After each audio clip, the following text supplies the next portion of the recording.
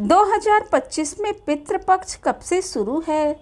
श्राद्ध की तिथियां, तर्पण किस तरह से करना चाहिए? पितरों की प्रसन्नता के लिए क्या कार्य करें, क्या कार्य भूलकर भी ना करें? सारी जानकारी आपको इस वीडियो में मिल जाएगी। नमस्कार दोस्तों, धर्म उपासना की शक्ति में एक बार फिर से आपका स्वागत है। पितृपक्ष या श्राद्ध पक्ष भाद्रपद महीने की पूर्णिमा से शुरू होकर पितृमोक्षम अमावस्या तक चलते हैं। अपने पूर्वजों की शांति के लिए पिंडदान और तर्पण किया जाता है। पितृपक्ष 16 दिनों तक चलता है। अगर किसी की कुंडली में पितृदोष है तो उससे मुक्ति पाने के लिए यह सबसे अच्छा समय है। पितृपक्ष में अपने पूर्वजों को याद कर उनकी आत्मा की शांति के लिए श्राद्ध किया जाता है। देश में कई जगह जैसे हरिद्वार, गया आदि जा कर के पिंडदान करने से पितृ प्रसन्न होते हैं। आइए जाने पितृपक्ष की शुरुआत कब से हो रही है। 2025 में इस साल भाद्रपद महीने की पूर्णिमा तिथि 7 सितंबर से लेकर रात्रि 1:41 पे शुरू हो जा रही है। वहीं इस तिथि का समापन 7 सितंबर को रात्रि 11:38 पे होगा। ऐसे में रविवार 7 सितंबर 2025 के दिन से पितृपक्ष की शुरुआत होने जा रही है। इसका समापन सर्वपितृ अमावस्या यानी 21 सितंबर को होगी। आइए जानें पितृपक्ष की तिथियों के बारे में। पूर्णिमा श्राद्ध 7 सितंबर दिन रविवार पड़ेगा। प्रतिपदा श्राद्ध 8 सितंबर दिन सोमवार पड़ेगा। द्वितीय श्राद्ध 9 सितंबर दिन मंगलवार होगा। तृतीय श्राद्ध 10 सितंबर दिन बुधवार होगा। चतुर्थी श्राद्ध 10 सितंबर बुधवार को होगा। पंचमी श्राद्ध भी 11 सितंबर दिन बृहस्पतिवार को होगा। महावर्णी 11 सितंबर बृहस्पतिवार को होगा। षष्ठी श्राद्ध 12 सितंबर दिन शुक्रवार को होगा। सप्तमी श्राद्ध 13 सितंबर दिन शनिवार को होगा। अष्टमी श्राद्ध 14 सितंबर दिन रविवार को होगा।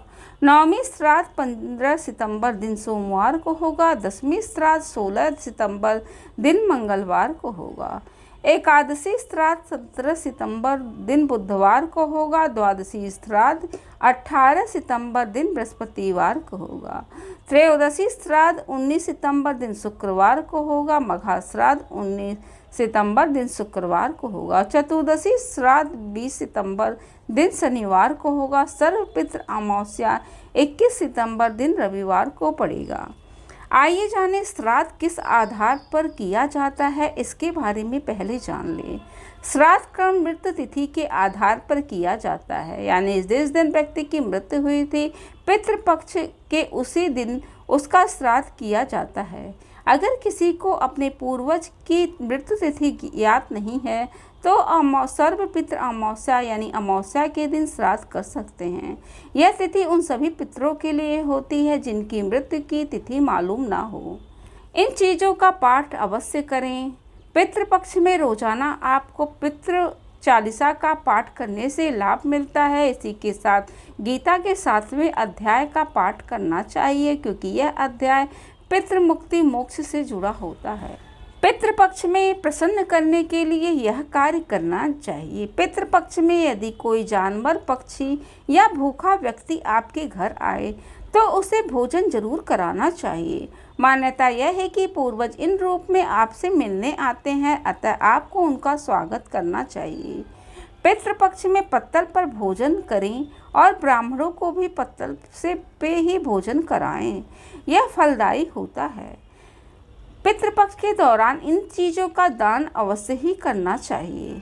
पितृपक्ष के दौरान आप जरूरतमंदों और गरीब लोगों के बीच में अन्न, कपड़े, भूमि, तिल, सोना, घी, गुड़, चांदी, नमक आदि दान करना चाहिए। इससे पितरों की विशेष कृपा आपके ऊपर बनी रहती है और घर में सुख समृद्धि का वास होता है।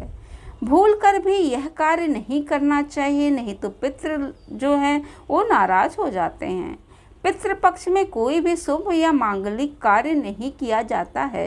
इस दौरान विवाह, सगाई, मुंडन और गृह प्रवेश आदि कार्यों को करने की मनाही होती है।